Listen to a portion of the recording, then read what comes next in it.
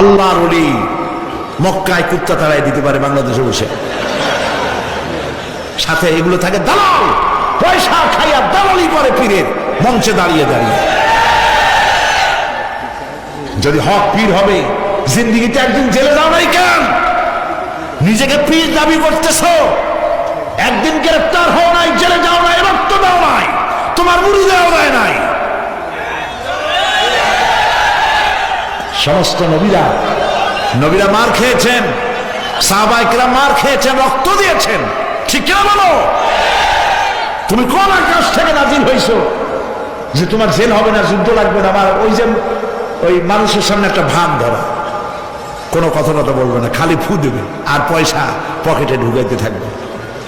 কবি খুব সুন্দর করে বলেছেন, ये हाल तेरा जाल है, मकसूद तेरा माल।